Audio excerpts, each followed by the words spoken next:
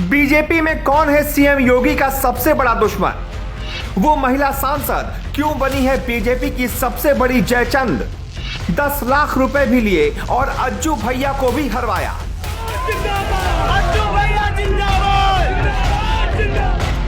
ये रिपोर्ट इतनी पुख्ता है कि सांसद साहिबा की कुर्सी हिल जाएगी।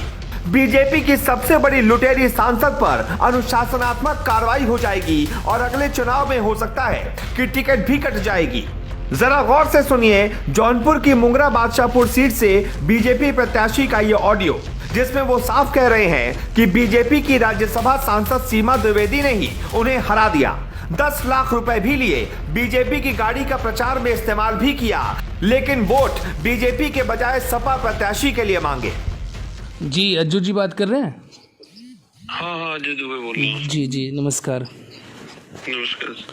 मैं मतलब यहाँ से भारतीय जनता पार्टी को उम्मीदवार था भाई साहब जी। और उसके बाद चुनाव बहुत अच्छा चल रहा था। ये मतलब जो राज्यसभा की सांसद है सीमा द्विवेदी यहाँ पे, जब हम पार्टी ज्वाइन नहीं किए तो पहले ज्वाइनिंग का विरोध किया। ज्वाइनिंग करने के बाद वो उन्होंने फिर कोशिश किया निकाल दिए जाए, निकाले भी नहीं गए। फिर मुख्यमंत्री आए, उनके स्वागत समारोह पर उन्होंने पूरी जान लगा दी कि मंच पे न जाए, वो भी हुआ। ऐसा लगा जैसे सपा वाली साइकिल पर बीजेपी की दुश्मन नंबर 1 सीमा द्विवेदी सवार हो गई और चुनाव में साइकिल पर चल पड़ी। अगर दारू, पैसे और धमकी वाली बात न होती तो यहां भी कमल खिल सकता था।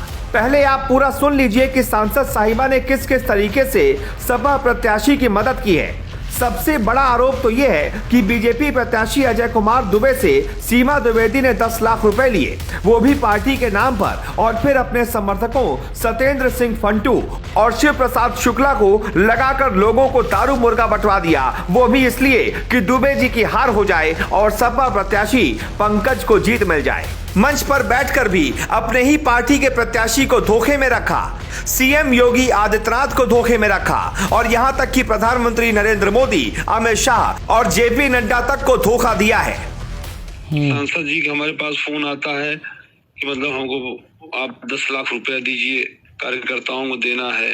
हाँ। हमने कहा कि 10 लाख रुपए, बोले हमारे ऊपर इतना मानसिक रूप से प्रेशर बना दिया कि हमको 10 लाख रुपया ले जाकर उनको देना पड़ा जो है। अब वही पैसा इस्तेमाल करके उन्होंने दारू मंगवाया और उसके बाद हर जगह मीट की दुकान से मांस मंगवाया और जहां जहां बस्तियों में मांस वितरण था मांस वितरण करवाया, दारू वितरण करवाया, पैसा वितरण करवाया। और 2 ब्लॉक प्रमुख भाजपा के थे, एक सत्येंद्र सिंह फंटू एक नाम है, एक शिव प्रकाश शुक्ला, और दोनों भारतीय जनता पार्टी का झंडा लगा के दोनों प्रमुख ने सीमा द्विवेदी राज्यसभा सांसद के इशारे पे रात रात गाँव में गए, लोगों को दारू पैसा बांटना, गरीब आदमी को धमकाना कि सांसद जी तुमको जेल में बैठा देंगे, तुम्हारी प्रधानी खतरे में कर देंगे, प्रधान बीडी से डोंगल जब्त करवा देंगी। इतना धमका दिया कि लोग परेशान हो गए। उन्होंने कहा कुछ नहीं कर सकते, 50-50 वोट काट दो अपने यहाँ से, शपथ दिलवाओ शपथ दिलवाओ। एक तरफ से मतलब सांसद के 2 मतलब जो है ब्लॉक प्रमुख, ये 3 लोगों ने पूरी जान लगा दिया जो है। अब इन लोगों ने मतलब वोट डाइवर्ट कराया सपा को भाई साहब, और सपा को डाइवर्ट कराया, जिसके बाद मतलब हम चुनाव हारे। सीमा द्विवेदी पर आंख मूंद कर भरोसा करने वाले ये रिपोर्ट जरूर देखें ताकि उन्हें पता चल सके कि आखिर शुरू से ही अजय कुमार दुबे उर्फ अज्जू भैया के पार्टी में शामिल होने का विरोध कर रही सीमा द्विवेदी ने कैसे मौका मिलते ही धोबी पछाड़ दे दिया। अब लोकल पॉलिटिक्स की बात भी समझ लीजिए कि आखिर बीजेपी का एक विधायक वहां से जीत जाता तो सीमा द्विवेदी को क्या दिक्कत हो जाती। दरअसल हर पार्टी में सांसद खुद को शेर और विधायक को खरगोश या कछुआ समझते हैं। जिन्हें लगता है कि विधायक कछुए की चाल से चले तो ठीक है, वरना खरगोश की तरह दौड़ने लगे तो पैरों पर बेड़ियां जकड़ दो, वरना कुर्सी खतरे में पड़ जाएगी। इसके अलावा ये जाति की राजनीति भी है, जहां सीमा द्विवेदी भी ब्राह्मण और अजय कुमार दुबे भी ब्राह्मण हैं। अब शुक्ला जी विधायक बनते तो आने वाले दिनों में सांसद की कुर्सी भी खतरे में पड़ जाती, तो उन्होंने दुबे जी को विधायक बनने ही नहीं दिया। ये एक तो काफ़ी जैसे गंभीर आरोप है ना। देखिए आप समझ रहे होंगे कि पैसे वैसे वाला जो आरोप है, तो अगर हम लोग इसको चलाएंगे तो सबूत के तौर पे हम लोग क्या इस्तेमाल करेंगे सबूत के तौर? मुख्यमंत्री को हम बता सकते हैं, हम सब जगह बता सकते हैं। भाई साहब आप चलाइए, हम एकदम चैनल को बोल सकते हैं, हमको कोई वो नहीं। जो हमारे साथ में छल कपट हुआ है जी तो हम मतलब सबूत के तौर पे ये चीजें चला सकते हैं ना आपकी? हाँ चलाइए, एकदम चलाइए, जो है हमको कोई वो नहीं है। तो ये सीमा द्विवेदी जो सांसद है राज्यसभा, उन्होंने ये सारी कहानी रची? हाँ, ये इन्होंने सारी कहानी रची भाई साहब, हराने के लिए पूरी कहानी रची, आप जान लीजिए। ये हाल किसी एक विधानसभा सीट का नहीं है। ग्लोबल भारत टीवी ने जब यह दिखाया कि बीजेपी में कुछ जयचंद न होते तो बाबा 350 के पार होते, तो उसे लोगों ने खूब पसंद किया। यहां तक कि अपनी अपनी सीटों का हाल भी बताया, जहां ऐसे ही गद्दारों की वजह से पार्टी हार गई। कहीं कम वोटों से हारी तो कहीं ज्यादा से, लेकिन हार तो हार है। पहले देख लीजिए कि मुंगरा बादशाहपुर के अलावा और किन सीटों पर बीजेपी को बड़ा नुकसान हुआ है। ग्लोबल भारत टीवी को जनता ने भेजी है जानकारी।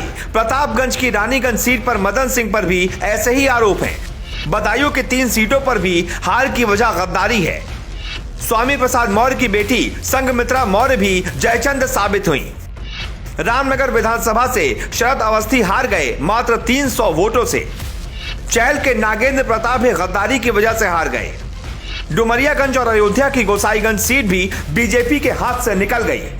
ये तब हुआ जब योगी को भरोसा था कि वो यूपी में पिछली बार से भी ज्यादा सीटें जीतेंगे। जौनपुर की मुंगरा बादशाहपुर सीट पर तो भीड़ देखकर वो गदगद हो उठे थे। अज्जू भैया की पीठ भी थपथपाई थी, लेकिन शायद उन्हें नहीं पता था कि सियासत में पीठ में छुरा कौन कब भोंक दे, ये कहना मुश्किल है। दंगल और सियासत की भाषा में आप कुछ भी कह लें, लेकिन असलियत में तो अपनी ही पार्टी के सांसद ने अपने नेता को धोखे में रखा है। अगर ऐसे जयचंद और होते तो पता नहीं पार्टी का क्या हुआ होता। लखनऊ की सत्ता पर योगी दोबारा पहुंच भी पाते या नहीं, ये बड़ा सवाल है। शायद इन्हीं जयचंदों की वजह से 2017 के चुनावों में 312 सीटें जीतने वाली बीजेपी इस बार 255 पर ही रुक गई। मतलब 57 सीटों का अंतर योगी मोदी की लहर में भी बड़ा हैरान करता है। अब हो सकता है पार्टी सीमा द्विवेदी के खिलाफ कार्रवाई करे, उन्हें सस्पेंड करे या फिर नियम के हिसाब से सजा दे, लेकिन जो सीटें चली गई वो वापस तो नहीं आ सकती। हाँ, इतना जरूर है कि सीमा द्विवेदी जैसे लोगों पर अगर कार्रवाई नहीं होती तो योगी मोदी जो विकास का मॉडल खड़ा कर रहे हैं उसका तंत्र कब हिल जाएगा, ये बात वो खुद भी नहीं समझ पाएंगे। क्योंकि बीजेपी में चाणक्य को धोखा देने वालों की सजा कैसी होती है ये सब जानते हैं कि गद्दारों की सजा काला पानी से भी बेकार होती है। Bureau report, global Bharat.